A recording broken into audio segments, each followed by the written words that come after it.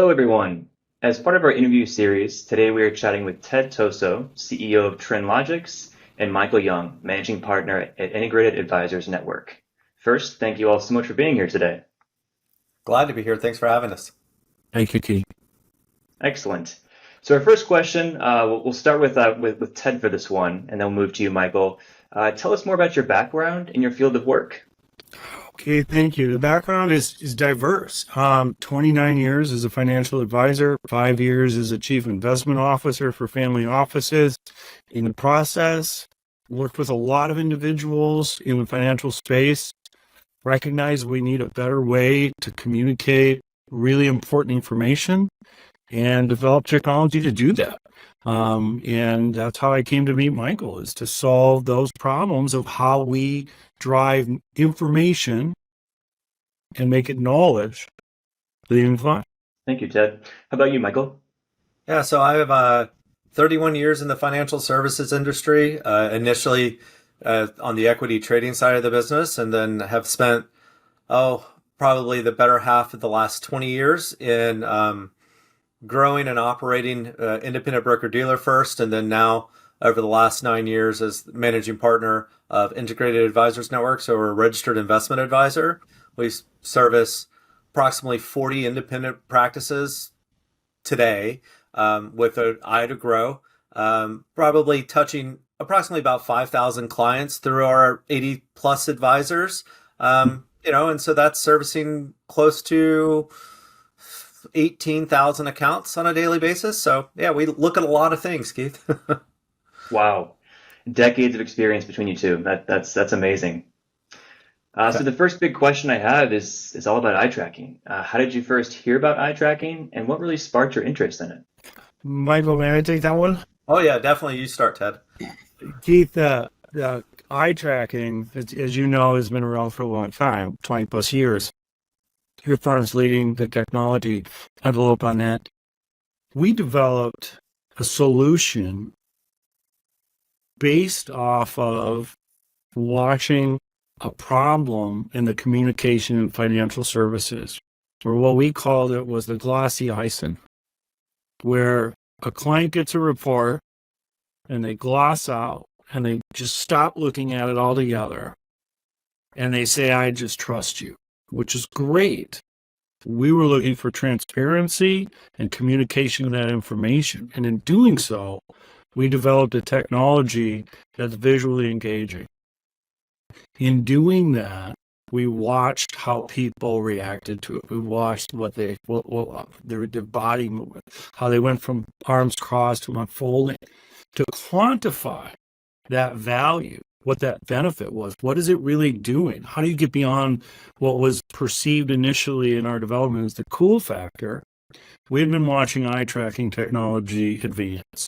And as it went from goggles to started to become more mainstream in our research, and that was our firm that through the research found Tobii and the tool that we've been working with that was utilizing a mobile device for eye tracking. We thought to ourselves, if we can test our visual intelligence solution with an eye tracking solution, and then do that on mobile, we checked a few boxes. We met the consumer where they want to be on the mobile device. We'd be able to assign metrics and analytics, and Toby's helped us with that, so we can see the efficiencies, and we're experiencing that. And so the what really sparked our interest is visual intelligence as it relates to understanding how that affects the audience. When presenting, we want to anticipate what the audience's questions are. Eye tracking gives us the ability to take the initiative to have a guided tour of that knowledge and understanding what the audience is seeing when we're presenting. So it's very important in that successful engagement to understand that and be able to take the effort to anticipate what your audience wants to see before indeed you show that. Michael, any feedback from your side? Yeah, so I was obviously introduced to this through our partnership with Ted and his company in developing the VI4 Wealth instance that we've worked on for our advisors. But it really comes from initially being introduced to Trinlogix in the way that they were displaying data I remember the first time I saw Ted give a presentation, he talked about how PowerPoints needed to kind of be done away with, and then he went ahead and used a PowerPoint. But in a room like that, you kind of have to. But really, where the aha moment came for me was probably a little more than a year ago when Ted first introduced me to Tobii and brought it to the forefront of comparing the financial reports that our advisors were using, trying to engage with clients. And it really helped us solidify the use case for his visual intelligence widget and tool that creates the movement, and why that created engagement.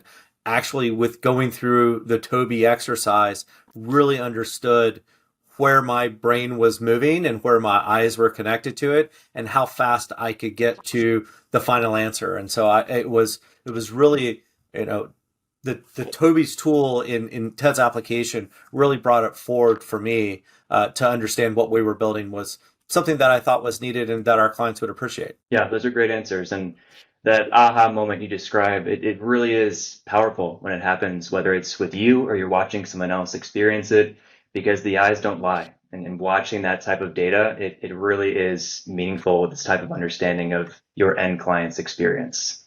Ted, you mentioned kind of the glossy eye experience of customers looking at these different reports.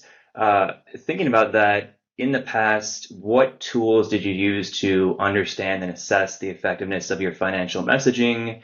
How did you kind of detect and interpret when glossy eye was happening? That's a great question.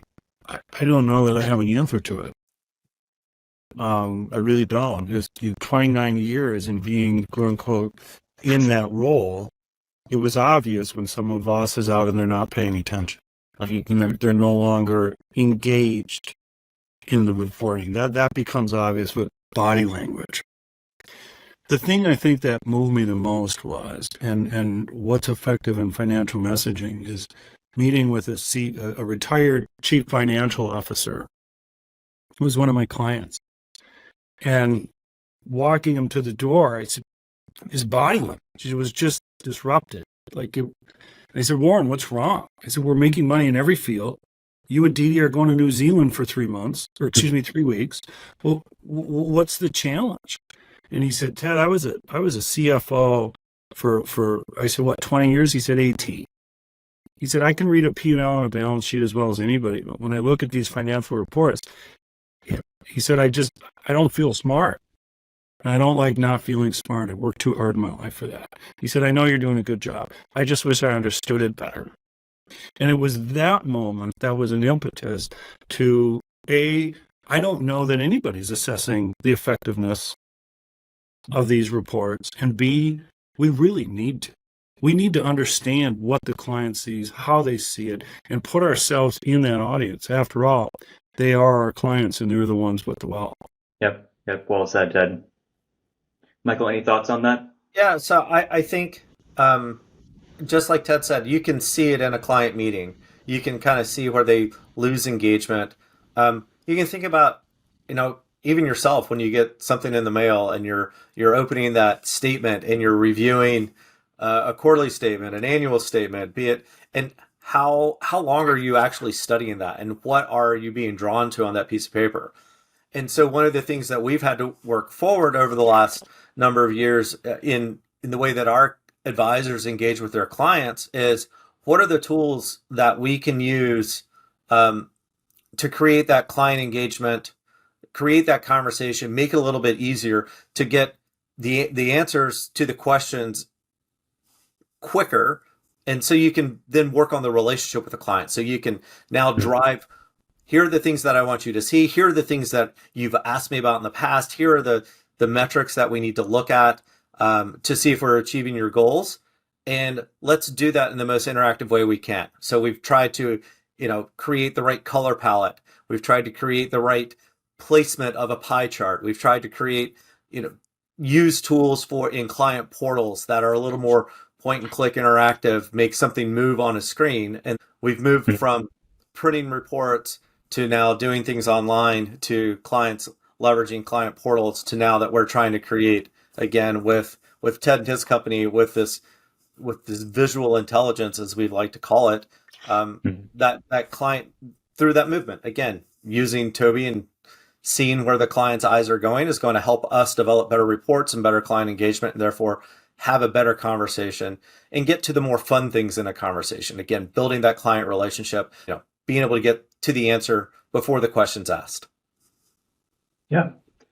Yeah, and as we all know, there's so much happening with everyone's day-to-day schedules and lives. You have such a small amount of time to actually capture the attention and deliver this meaningful message to your end clients. So bringing all these pieces together and ensuring, the coloring, the layout, the spacing, the size, it all makes sense. That just goes such a long way. It's so valuable with making sure they understand the report, they get the message, and like you say, Michael, you can then move to the more pleasant and fun aspects of building that client relationship. And so when thinking about just kind of financial reporting as a whole, and I know we've kind of touched on this a couple of times already, but what do you two see as the biggest value that eye tracking brings to that space? Yeah, I'll start real quick, Ted. So, there are firms that use net promoter scores, do a lot of surveying of clients, of the effectiveness of their investment management philosophy, or the ability to help a client achieve their financial goals or their life goals and things like that. But nobody's really taken the time that I'm aware of to sit down with a custodian statement or with an output from a performance reporting system or a financial plan or something like that to really understand where a client is looking on that piece of paper or on that screen. And so I think eye tracking would really be a great way for firms to develop where engagement is taking place. Where do they need to spend their time? Where should their marketing investments be around their logo or their color palette that they've chosen or the type of information that they're putting forward? So if you're taking time to survey your clients to get an NPS or to make sure that they're getting some type of result that you want to measure, why not know where they're looking when you're sitting and meeting with them? I think that's spot on. I think anything tech has to that, Michael, in short, a good speaker anticipates the audience question. Eye tracking is an anticipatory tool used by the professional to better understand the guided discovery that occurs in that client meeting. Hmm. Difference is knowing with eye tracking ahead of time before you send the client, you have a high probability of understanding what they're going to glean from it. The difference is giving a report that maybe eye tracking shows creates visual dysfunction. The client is going to come to the meeting with a question of, did we make money? Versus having a clear report that the client says, I see we made money. Can you tell us how? Night and day. Totally different paradigm in the financial relationship. In short, the latter reduces anxiety. Without knowing ahead of time and anticipating, we're just letting it go and then dealing with those questions as professionals as they come up, which requires more and more reporting, more and more detail to have ready to anticipate these questions. Hmm. Whereby being anticipatory puts us in front of the curve and allows that client to have a much more pleasant experience. Yep, those are great points. And I totally agree with you there, Ted. I feel like when you can anticipate that conversation where the curves and the turns are going, it just creates that more comfortable conversation, that experience that even makes the client feel more trusting in your expertise. Because again, there's less surprises. You have the concrete backing of data and explanations. It goes a long way. So we've talked about the eye tracking, the value you both see, the aha moments. How about roadblocks? So we've established that there's a good fit within the financial reporting space, but where do you see roadblocks or barriers to this technology being more widely adopted? I'll handle that one first, unless you'd like to, Michael. Oh, go ahead, Ted. Legacy. In short, legacy. Whatever was done yesterday is good for tomorrow. Technology's biggest challenge in and of itself is innovation. And as a pioneer in innovation, I can tell you the biggest roadblock in some cases is new. When dealing with financial services, specifically, if you consider a banker, you're generally not a risk taker. So the financial services as a whole has certain specific challenges is the conservative nature of the approach. And what worked yesterday is good enough for tomorrow. And the really important piece is the metrics that come from the eye tracking, because what the movement is, where we overcome the roadblock, because of what VI full out does, and we have that momentum, movement, kinesthetic, we're seeing metrics that in some cases are as high as 200% more efficient than a static 2D non-moving graphic, which can only be proven via eye tracking. Which is interesting because when dealing with financial services, the conservative group, you can quantify an efficiency. It gets back to the time value of money. And with VI4 Wealth, we can show the efficiencies of eye tracking substantially higher than just moving from a 2D environment to another 2D environment. So while there are roadblocks, there are also early adopters. And those early adopters are seeing great success with this, where they're able to welcome this technology. You recognize the use of this as it relates to making an efficient presentation. Makes a lot of sense, Ted. Yeah. So there are roadblocks, Steve. There's definitely roadblocks. I guess since this is new to me, meaning I've been aware of eye tracking now for a little more than a year, and it's really been exposed to Ted. I think for the roadblock that in the financial services industry does kind of lean into what Ted's saying. It is that legacy piece. There is a resistance to change of certain things. But I will say that in the RIA space, we do see a lot more innovation when it comes to our fintech partners than we may see in our investment management strategies or our legacy approach to financial planning or something like that. So I think it's really kind of bringing the science forward and creating an awareness of you have all these tools in your reporting software and in your ability to customize outputs for different types of clients, different types of experiences, different types of information. But is it you, the advisor, just trying to think through the type of client you're servicing, or do you actually now have the basis to know what they're going to look at and what's going to resonate with them? And I think that's where eye tracking definitely can come in. And so I think it's an education to create an awareness of the science behind it and why it's important. And then I think it makes us much more effective in the way we template our reports and the way that we kind of work to stylize our statement. And I think that would be well received by firms that make big investments into that. So it's going to be that education and getting that science out there, so their own awareness. Yeah, definitely agree with you there, Michael. I feel like the awareness is so important, and it's tough when we talk about an industry that is more conservative because eye tracking is a newer technology. In some circles, it's not very well known at all. So when discussing the awareness and boosting that awareness, Ted, I know you recently had an event a few weeks ago where you gathered some professionals in the industry and you had some discussions and conversations. I guess just out of curiosity, how often does that take place? Because I know that was a meeting to discuss VI4 and show the eye tracking in action. I feel like that's a great space to have a group exposure to eye tracking and bring up that awareness. That's a great question, Keith. That was the first one. First one, okay. It was the first time that we know of that it's ever been done with any financial professional. It's the first time we brought eye tracking into this space and did it live with one of the Tobii tools with the audience and had 15 successful tests occur.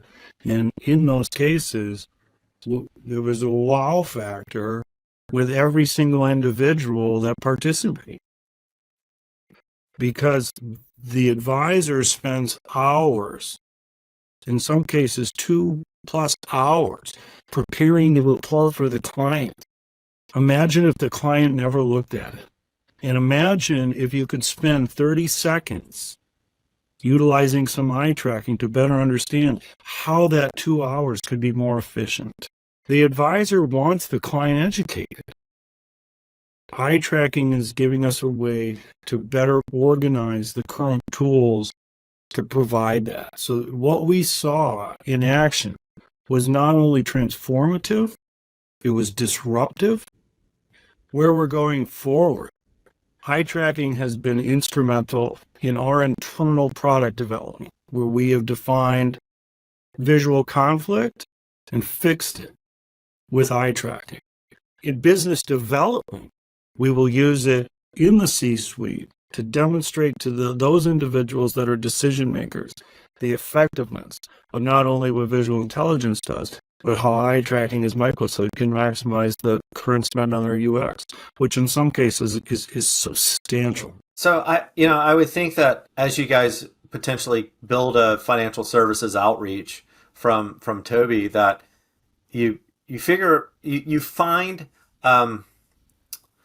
the conferences. So there is a conference a week if you want to be able to find it. So there are different places that you guys would bring a very different speaker. You would bring a very different session than someone has ever sat through and understood. And if the case can continue to be developed, why this is important to create client engagement, and that knowing what your client is looking at through Tobii's eye tracking tool and being able to study that and enhance what your output is, I think you would get attendance and would get buy-in. And I think that would be an interesting way to try to create something different instead of sitting through another session on succession planning or something like that, which is very important. But this is something that is novel and new and does, again, continue to build on that client relationship and deepening there and really putting that client first. So, I would think that the outreach kind of comes in that channel of trying to become a panelist somewhere in some of these things. And then once you show up at one conference, you start showing up at a different view, and then you get that one good big partner out there that understands it, and away you go. Yeah, and it would definitely be a new type of conference for us. We've not done really any of those that I know of in the past, so it's great to hear that there is one a week if we look for them. Yeah, that might be an exaggeration, but I know it just depends. I mean, so you've got firm specific ones. Obviously, you have technology vendors.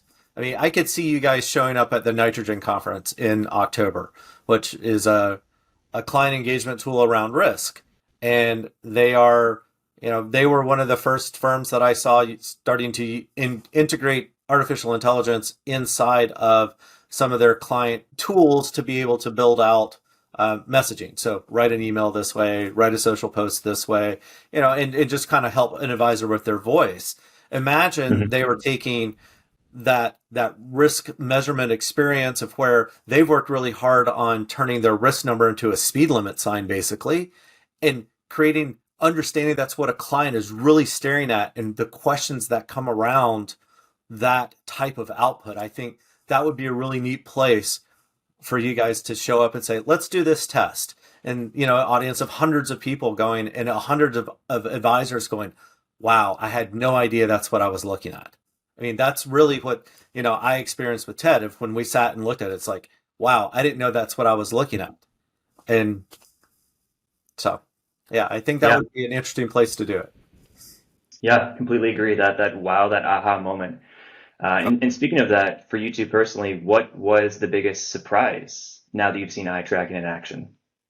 What surprises you most about this technology? Go ahead, Ted. You first. Go. Okay. I mean, the surprise is that it's there. I think of conversation. You watch different parts of a person's face to figure out your engagement and what their reaction is to what you're talking about, or if they're even paying attention to you for that matter. And so your brain is trying to do that eye tracking piece in a normal human-to-human interaction. Well, the fact that now we can do it looking at something static like a piece of paper in a a display of a statement on a screen. I mean, not eye tracking an actual piece of paper, but that at least translate to what is going to be on that sheet. So that was really, to me, going, oh my gosh, I'm all over the place. I'm searching for this piece of information. It's not clear to me. And now I understand why. And then being able to bring it forward to what we've worked with VI4 Wealth with TED and seeing Tobii's tracking of that as well, of going, yes, this is what we're looking for. Here's, and being able to make those tweaks. So being able, again, to take that human to human interaction in a conversation, put it in a piece of technology, and now it's a human to 2D, 3D type of reaction. That to me was just has blown me away, which is obviously why I'm sitting here talking to you today. Yeah. So the most transformative moment for me personally, having researched it, having spent time looking at it, been in the tech space, I'm coming into a pioneering space for a long time. The most compelling thing to me was being able to communicate and facilitate a message from client to developer. See, we had feedback from clients for a long time on certain aspects of our display, but I couldn't quantify that, and our team couldn't quantify that, so our development team couldn't change it. Development teams that create UX, user experience, are very specific engineers. Clients in the sales side on business development, these are like two separate companies that have to coexist together. Eye tracking without words conveyed the message. Literally with one video, I was able to send to my lead developer and say, this is exactly what the clients were saying. And his response was, we either need to merge them or remove one. Merge them or remove one. When you consider an effort, when you demand as a CEO that a development effort is done, it can be very, very complicated. And the more complicated it gets, the more expensive it gets. Being able to isolate exactly what the user was looking at for the development team so they could administer a correction, the benefits of customers is wonderful. I'm happy to see it. The experience in the conference room was wonderful, and I'm happy to see that.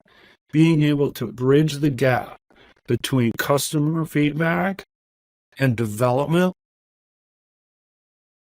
I haven't seen anything in my career that. Great responses. Thank you. And for those who are considering eye tracking, they've never used it before, maybe never seen it before, what advice would you give to those people? Kind of those companies maybe that are thinking about dipping their toe into eye tracking. Do it. I mean, again, it's if you're going to spend the money to survey your clients to come up with, net promoter scores or other metrics to measure the effectiveness of what you're trying to deliver to your client, spend the money to figure out what they're looking at, because then you're now understanding what they're drawn to, what is the most important piece of information, and then you can continue to message around that. I think it's a very important piece instead of working in a vacuum all the time of, I think they're going to like this. I think this is what they want to see. This is what I feel like they should be asking me about. So, yeah, do it. Repeat. Do it. and I could expand, but it's the same message. Again, it's as professionals, I believe that we're dedicated to taking our clientele, the people we work with, to that next level, whatever that level is. And we are committed as professionals to use every tool available to us, every tool in the toolbox to better the experience, to enhance the efficiency, to create a better experience for the end user. And by leaving it off the table, we would be willing to say we're not going to bring that tool. The tool is effective.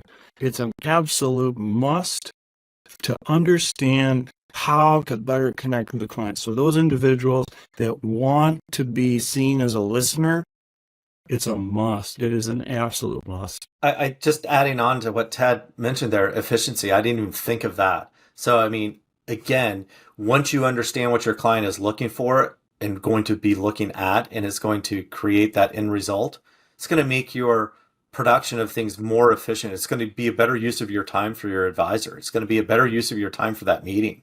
And you may be able to meet more frequently. You have a different cadence. You have a different experience with your client. So the fact that the knowledge can be gained, and it's another thing to use to measure in a business that is built so much on data and measurement and metrics, it is a tool that I think is a must in somebody's toolbox if you're really trying to understand what your clients are getting out of your relationship. Mm-hmm. And thinking about the future, what's next for you two? Can you share a bit about any future work ambitions you're focusing on, or What are the next questions you're seeking answers to, whether that's with eye tracking or something different? Continuing with what we're doing, our visual intelligence model and what we're truly passionate about is making knowledge available to everyone at all levels, regardless of economic background, regardless of language. We are about the transference of knowledge and making that available to everybody. Visual intelligence, when we tested eye tracking over the last year, we see this as a permanent bookend in the assessment of our tool. I don't see a scenario where we'll ever not use it. And being passionate about creating transparency in the industry, my head is abuzz after that live conference from multiple people that said, what about our use case? What about our use case? And can we do this? And there's multiple ways this can be added. I am so excited and excited about a future opportunity with Tobii and to work more closely with Tobii, that we tackle this with our joint resources, because in this, if each of us can stay in our lanes but couple together in the synergy, I just see that there's so much benefit to the end client, to the end user, to the average individual who gets more knowledge, more transparency with less anxiety and less pain. And that is a better thing. I believe in the human question. And as we give people this knowledge, I think we build towards a better place. And so financial services, I think, is definitely needed. It's needed here. And I'm passionate about seeing this continue to grow and making it available for all those in this space. I think it's super exciting because it's been used in merchandising, it's been used in travel, it's been used in leisure, and until you guys develop the technology, but it could be used in mobile or it could be used in PC, there's probably a barrier to utilizing it in this capacity, and I see those barriers that have been removed, and it's time to just continue to expand on that. We're stoked about having this opportunity. Oh, I just kind of think of the future inside of integrated in the way that we're approaching the independent advisor space. Really, we want to continue to enhance the advisor experience inside of a support platform like we have, which then allows for them to deliver positive results in the client relationship side for their end clients. So it's really to build on Ted about education. We are really trying to educate the advisor space of the benefits of being independent, of being a bit of an independent thinker, of being able to be your own entrepreneur and understand who your client is, understand the services that they're asking you for, and being able to specialize in that and work with a firm like ours that nurtures that. We support that entrepreneur spirit. We support that, as I call them, just rabid independence that our advisors have. We really enjoy, basically being their support system to allow them to achieve their goals and ultimately deliver a joyful and happy experience for their client. That their client's they want to hang up their phone knowing that they got a good answer, that their advisor listened to them, and that their advisor's not sitting and thinking about how to run their business all the time. So that's the solution that we're driving and trying to create that level of education and try to create that freedom in our space of the independent advisory space. So that's kind of what the future inside of integrated, when we think about what we're trying to achieve. And again, just circling back into how Tobii can assist with that in what we've been developing with Ted, but also with our advisors potentially developing other things inside of their reports, the other tools that we have at hand. I think there are plenty of places that is going to continue to leverage their independence, their differentiator, their solution for their client and their in-client engagement. So, well said, both of you. Ted, Michael, thank you so much for the time today. Really appreciate it. I know you both have very busy schedules, but it was excellent to hear from you, draw upon those decades of wisdom and experience within this financial space. So again, thank you, and I hope to speak with you both again soon. Yeah, great conversation. Thanks for the time. Thanks for the invite. Thanks for the time, Keith, Adriana. Thank you for facilitating. Michael, thank you for attending. Appreciate it. Thank you.